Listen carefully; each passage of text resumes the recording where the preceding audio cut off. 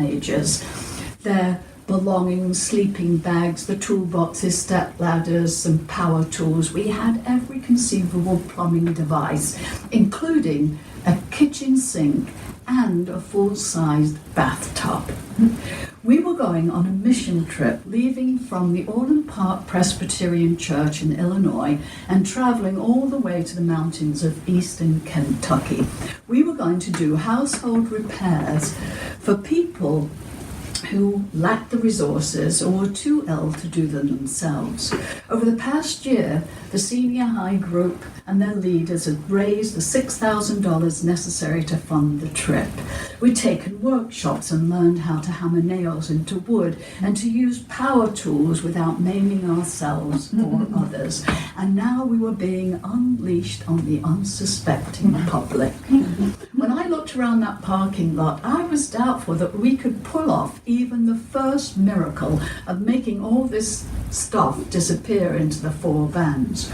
The teenagers had no such misgivings. Using neither rhyme nor reason, they haphazardly threw everything into the vans, and miracle upon miracles, the parking lot was laid bare.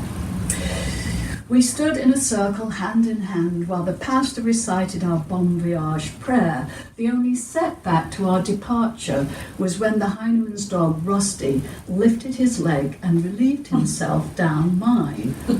A premonition of things to come, I thought to myself. And it was.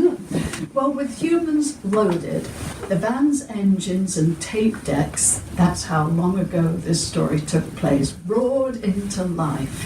In order to accommodate the variety of musical tastes on board in our van, we listened to all sorts: heavy metal, light metal, soft rock, hard rock, hip-hop, bebop, rip-rap and claptrap. We listened to it all, including my co-leader's Lemon Drop Bob's favourite gospel hymn, "Shall We Gather at the River," at least 3 times every time he played it. Lemon drop, because of the vast quantities of lemon drops he consumed. Well, I'd been a good sport and I'd listened to all the music, and then I took out my Walkman. Remember that technology? I put on my headphones and settled down to listen to a specially commissioned story for the keepers of the law of Odds Bodkin, telling the Arthurian legend of Percival and the Fisher King.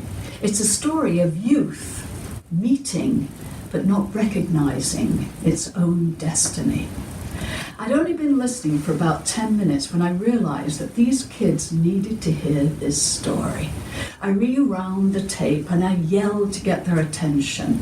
A loud groan arose from the back of the van. I knew what they were thinking. "Just 10 minutes," I said. "If you don't like the story after 10 minutes, I'll go back to listening by myself." They reluctantly agreed. And after a momentary crackle, we heard the melodious sound of a 12-string guitar and the compelling voice of the storyteller weaving the Arthurian legend of beloved son, whose real name was Percival. He was the son of Pellinore, a knight of the Round Table, but his mother had kept him away from the prying eyes of the world and had kept his identity a secret, for fear that he would meet with a chivalrous death as befell his father. Of course, as is the way of story, her efforts come to naught. One day, when beloved son is deep in the forest, he encountered a band of Arthur's knights. Well, he had never seen their like before, and he fell before them on his knees. "You are angels, are you not?" "We are not angels, boy," sneered Sir Kay. "We are knights." And then, perhaps, it was Sir Gawain, the most kindly, the most handsome of Arthur's knights. And he said, "And who might you be, lad?" "I am beloved son." Well, the knights burst out laughing, and even Sir Gawain smiled. But they told him about the Round Table and the life of a knight and then they sent him on his way, but of course the damage had been done. When he reached home, he told his mother that he was going to become a knight of the Round Table to thwart his efforts on the day of his departure. She dressed him in a homespun woolen tunic that ended just beneath the knee, a ludicrous fur hat with a great long feather in it, and a great pair of hairy boots. So ridiculous would Arthur's court find him that surely they would send him packing. But of course, that doesn't happen either.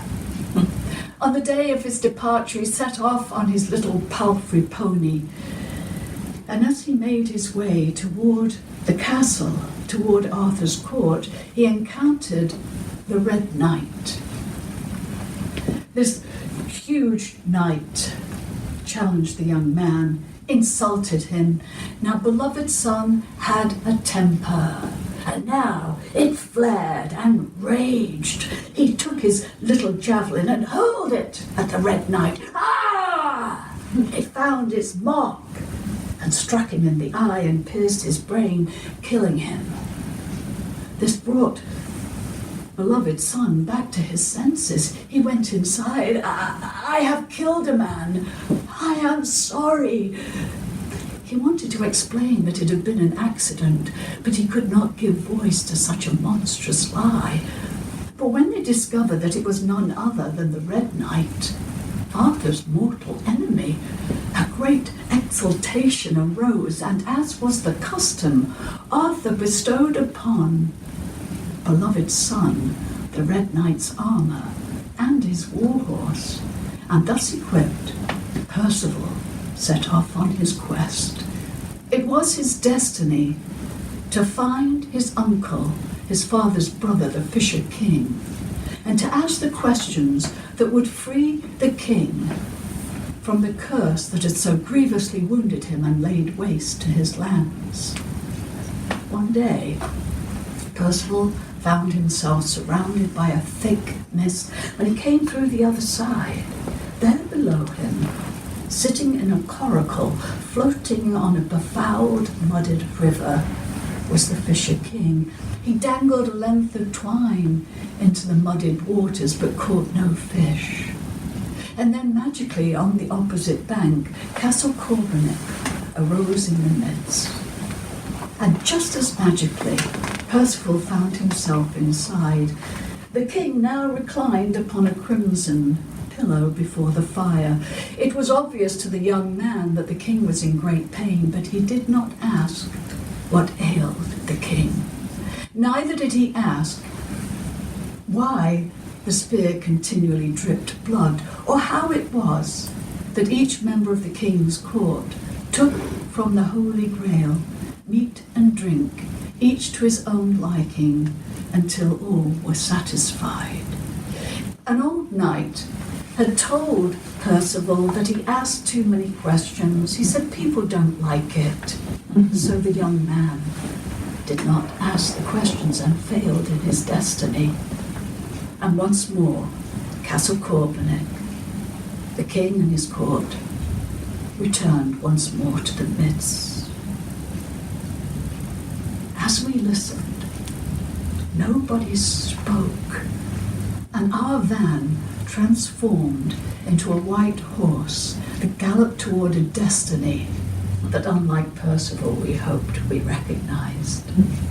It was a long journey, but eventually the mountains of eastern Kentucky rose up to greet us, and we arrived at the school that would be our home for the duration of the trip. We unloaded the vans, and then the leaders set off to meet their families. Work would begin the next day, and we had to make a list of the supplies we would need. Lemon Drop and I followed the directions that led up into the mountains, and it wasn't long before we arrived at the Reagans' home.